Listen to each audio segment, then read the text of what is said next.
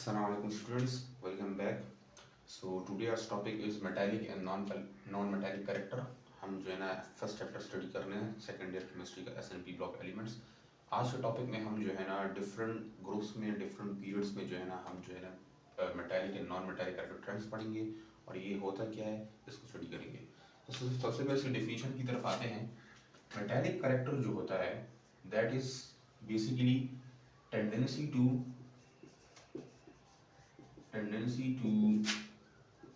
Loose electron, यानी एक atom कितना इजीली इलेक्ट्रॉन लूज कर सकता है, कितना इजीली इलेक्ट्रॉन डोनेट कर सकता है, इसको हम जो है ना मेटालिक कैरेक्टर कहते हैं। और what is non metallic character? ये है टेंडेंसी टू गेन इलेक्ट्रॉन, यानी नॉन मेटालिक कैरेक्टर हम उसे कहते हैं कि एटम कितना इजीली इलेक्ट्रॉन को जो है ना गेन कर सकता है। Metallic character donate electron and that is to gain electron. आइए इसको हम एग्जांपल से समझते हैं। लेट्स से हमारे पास दो एटम्स हैं,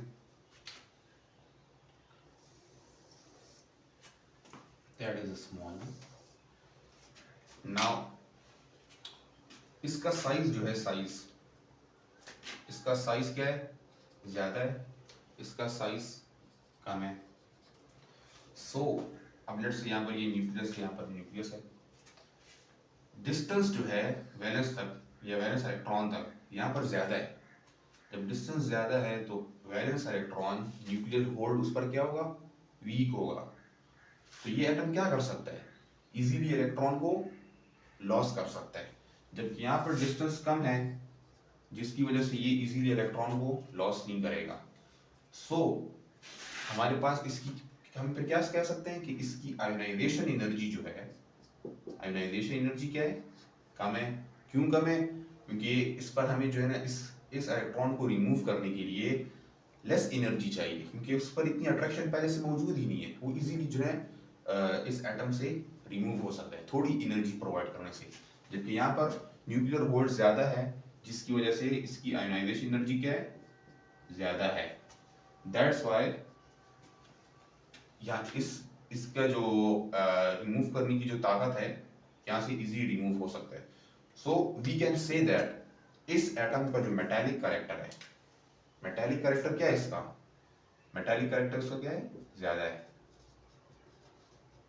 मेटालिक कैरेक्टर इसका ज्यादा है क्योंकि मेटालिक कैरेक्टर क्या है? टू लूज इलेक्ट्रॉन, और इसका नॉन मेटालिक कैरेक्टर ज्यादा है। नॉन मेटालिक कैरेक्टर इसका ज्यादा है।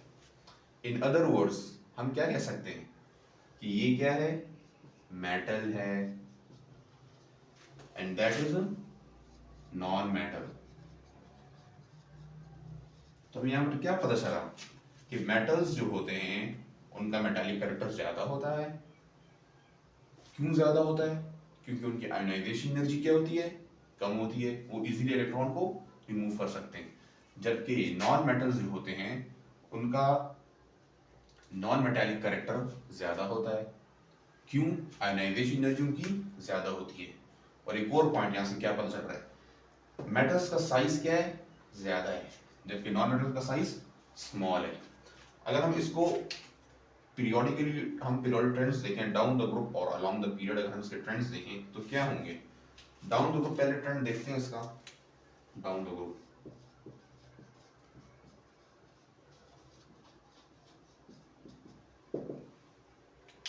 ओके, हम जब पीरियोडिक टेबल में डाउन द ग्रुप जाते हैं तो क्या होता है?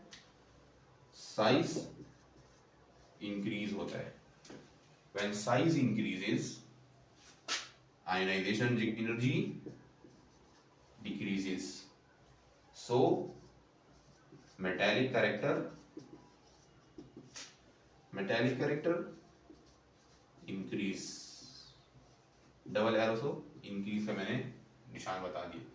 इसकी और हम कोई एग्जांपल ले लें। अगर आप फर्स्ट ग्रुप की अगर एग्जांपल ले लें, लिथियम, सोडियम, पोटेशियम, रुबिडियम, तो हम जैसे जैसे नीचे जा रहे होते हैं साइज क्या हो रहा है? इंक्रीज हो रहा है। ओके, इसी तरह अगर सेकंड ग्रुप के लिए लें, मैग्नीशियम, बेरिलियम, मैग्नीशियम, कैल्शियम, में भी यही केस है। Now what is the along the period trend, along the period क्या होगा, along the period क्या होता है हमारे पास, साइज क्या होता है, डिक्रीज होता है।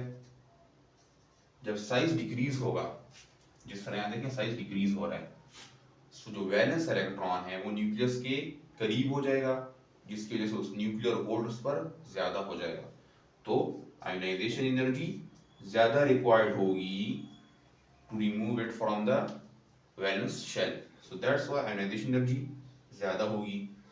सो क्या होगा, नॉन मेटालिक करेक्टर इंक्रीज।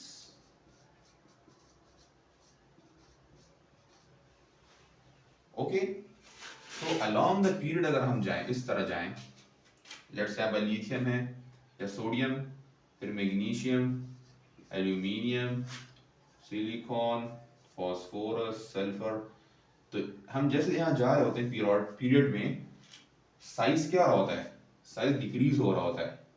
जब साइज डिक्रीज हो रहा होता है, आयोनाइजेशन एनर्जी इंक्रीज हो रही होती है, तो नॉन मेटालिक कैरेक्टर इंक्रीज हो रहा होता है। और हमने क्या कहा, नॉन मेटल्स का नॉन मेटालिक कैरेक्टर ज्यादा होता है और मेटल्स का मेटालिक कैरेक्टर ज्यादा होता है। सो पीरियोडिक टेबल में जो एक्सट्रीम लेफ्ट साइड है, लेट्स से ये हमारे पास ये लेफ्ट साइड है ना, और ये राइट साइड है, तो लेफ्ट साइड पर क्या है हमारे पास, मेटल्स हैं, और राइट साइड पर क्या है, नॉन मेटल्स हैं। हमने ये जो डायग्राम है, इसको हमने एप्लीकेशन ऑफ आयनाइजेशन एनर्जी में भी हमने इसको डिस्कस किया था। So this was all about metallic and non-metallic character and its trends along the period and along the groups. What will have this?